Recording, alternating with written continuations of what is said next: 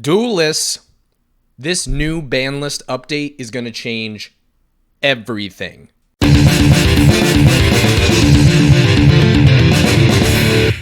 That's right, duelists.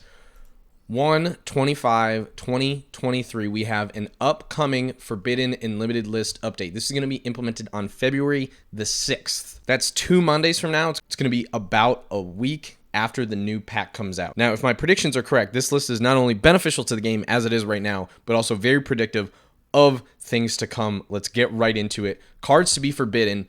Union Carrier. F this card. Needed to be gone. It's banned in both the OCG and the TCG. Adamantipator was doing things with it with Block Dragon, which just got limited to 1, but still, let's get this card out of here. There was the Galaxy Tomahawk deck that was doing the Infinite Negates with the Mist Valley Apex Avian. People were buster locking people.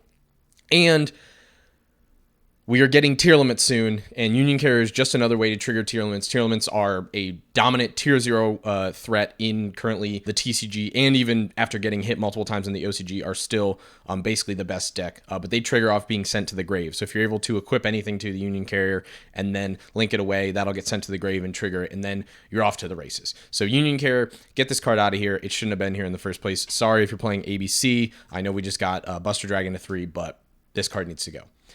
Now, here's where things get quote-unquote big brain from Konami. Totally awesome to be banned.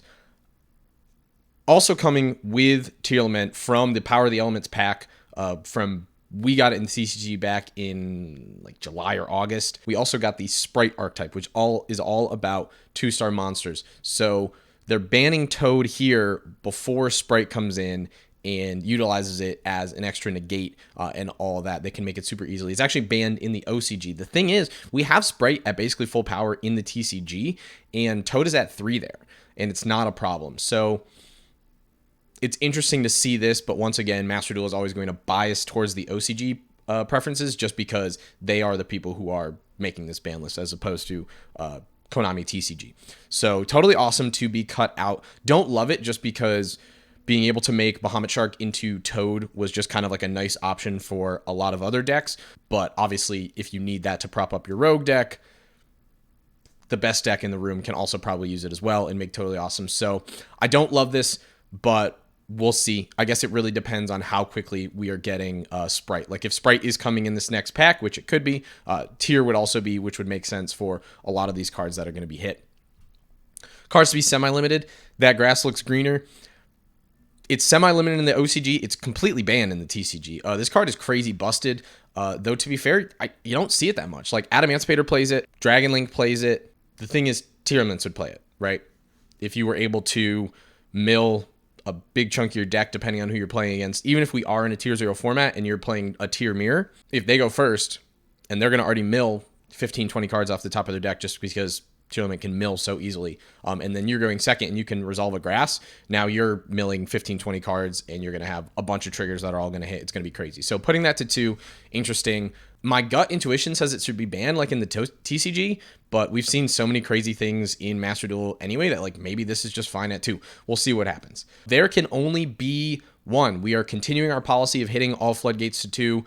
First it was Skill Drain, then it was Gozen and Rivalry, and then also they hit Anti-Spell as well. And now we are going there can only be 1. I like this. Other than Skill Drain, I think this is one of the more oppressive floodgates. So this getting hit down to 2 is great. Maybe we can start moving all those things down to 1, but we'll see. Also, obviously, this is a huge point of contention in the Runick deck that is terrorizing the ladder. So good to see this getting hit. Dimension Shifter to 2. Flu, obviously, is not really a force to be reckoned with anymore. I mean, I still see it on the ladder every now and then, but you used to see it all the freaking time, and you don't. Dimension Shifter, putting this to 2 as a consistency hit just because this totally nukes Tier Limit. You want all your stuff going to the graveyard to trigger so you can fusion summon and do all that sort of stuff. If you open Dimension Shifter too often, you can nuke Tier Limit. So I guess they're putting this to 2 because they need Tier Limit to be good, just not too good, hence why they're semi-limiting Grass Looks Greener. All right, things that are coming up from 1. Infernity Launcher, crazy busted card. The thing is, Infernities aren't the most broken archetype, especially in their monsters, but Infernity Launcher is a crazy card. It's been limited / banned for, I don't know, 10 plus years or something now. I like this. I like seeing like these older cards in a format that's way less figured out, like Master Duel, where there's so many crazy things you can do. I like bringing these things back and kind of seeing what can happen. And Frame Launcher to 2 is going to be super interesting to see. The thing is, the timer is really your biggest enemy in this, just because there's so many button clicks, so many looping and recursion stuff that you need to do for the Infernity combos. And then I don't even know what your end board would look like, but is it that good? I don't know. It's hard to say. I'll be interested to see kind of what people are working with. And we're bringing Conk back to 2. Conk got hit hard when Eldritch was very dominant and oppressive. I mean, that's probably the best golden land card in that deck, but really the reason that deck was a problem was because it played 3 of all the floodgates. We're putting those all to 2. I haven't seen Eldritch on the ladder in ages, and I've played everywhere from gold to diamond. So it's really hard to say how this is going to affect it, but yeah, give it back to him. Let him have a little bit more of removal. If you're playing against a stun or a floodgate deck, Runick stomps Eldritch into the ground every single day of the week. So let him have it. And then nothing's going to 1, but we do have some cards that are getting unlimited. First up, Pank. Dino Wrestler Pankratops. This came to 2 in the last one, or maybe 2. It was 2 ago. This is interesting for a lot of reasons, right? Obviously, free special summon, free pop. A lot of things can play this. Sky Striker can play this because they can just use it as an extra removal spell, attributed to pop. Then it won't be in your main monster zone. You can just go into your normal combo. This is a free 7. So then if you go this plus normal summon Effect Veiler, that's a free 8. If you go this plus normal summon Ash, that's a free 10. That's Baron.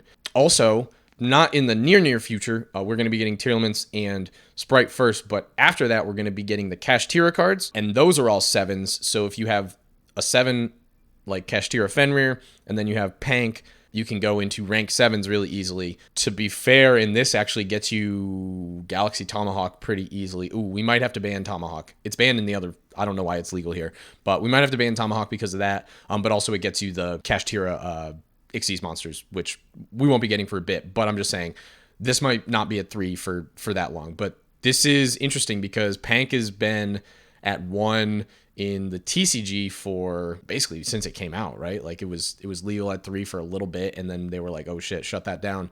I hear a lot of more enfranchised Yu-Gi-Oh players being like, how could you put Pank to 3? I feel like I barely ever see Pank. I hardly ever see Pank on the ladder, even at 2. And even at 1, I didn't really see it at all that much. You figured people would be playing it, but it is best of 1 format, so there's no side deck. It's not like you're side decking in 3 Panks. It's like you have to make the conscious decision to run them in your main deck at first. It's hard to say. I've only been playing for like a year, so Pank is fine, but I've seen all sorts of crazy stuff on Master Duel, obviously, so that's that. Memories of Hope. This is draw cards equal to the number of different Xyz monsters you have. Theoretically, if you're playing Numeron, you could draw 4. If you're playing another Xyz deck, you could draw, I don't know, 1 or 2. I didn't even know this was at 2, but yeah, sure, fine. Like, if I lose to Numeron because they did the Numeron thing, and then they did Memories of Hope and they drew like 3 more hand traps or whatever, then I'll be pissed. But until then, like, who was playing this anyway? No one. Let it be free. Scapegoat, I think, can be free. I mean, it was already at 2. I didn't see anyone playing it. I guess this is cool for if you're trying to play retro formats now that they're bringing back some of the forbidden cards. Like if you're trying to play like Edison or Goat or anything, did they have Scapegoat at 3?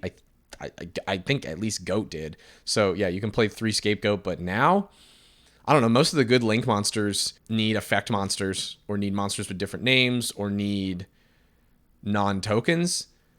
So yeah, I think Scapegoat's fine.